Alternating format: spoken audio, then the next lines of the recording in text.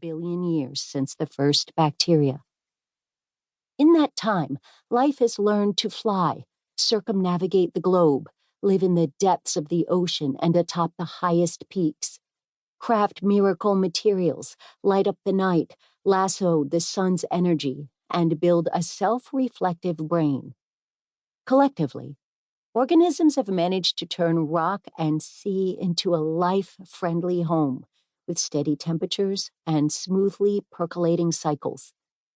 In short, living things have done everything we want to do, without guzzling fossil fuel, polluting the planet, or mortgaging their future.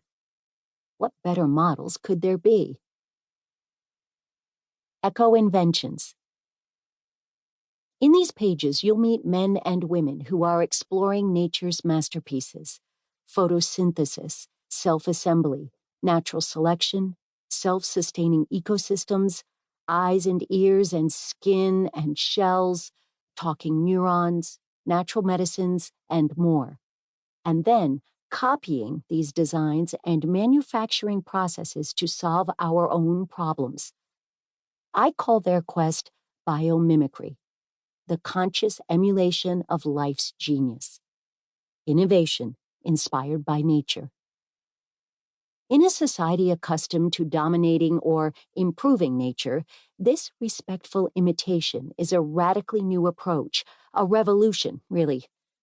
Unlike the Industrial Revolution, the biomimicry revolution introduces an era based not on what we can extract from nature, but on what we can learn from her.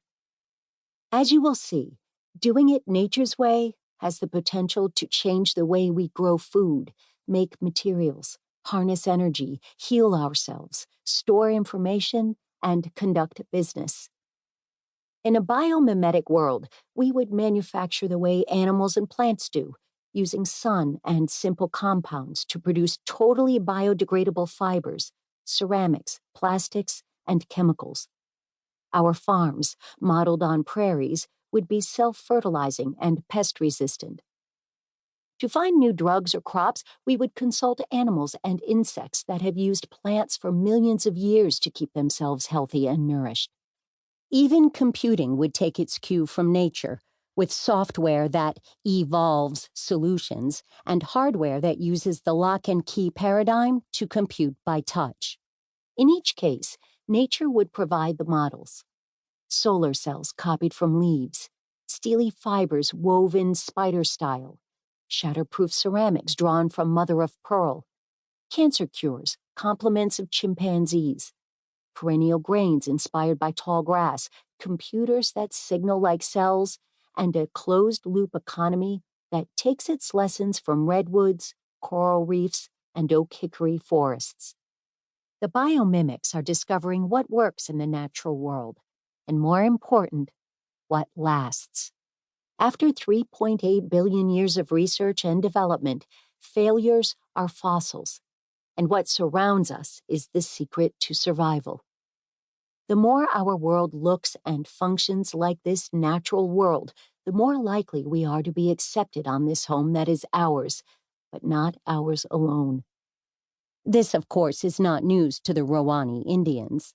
Virtually all native cultures that have survived without fouling their nests have acknowledged that nature knows best, and have had the humility to ask the bears and wolves and ravens and redwoods for guidance.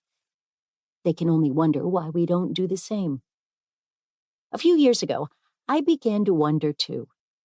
After 300 years of Western science, was there anyone in our tradition able to see what the Rowani see? How I found the biomimics. My own degree is in an applied science, forestry, complete with courses in botany, soils, water, wildlife, pathology, and tree growth, especially tree growth. As I remember, cooperative relationships, self-regulating feedback cycles, and dense interconnectedness were not something we needed to know for the exam. In a reductionist fashion, we studied each piece of the forest separately, rarely considering that a spruce fir forest might add up to something more than the sum of its parts.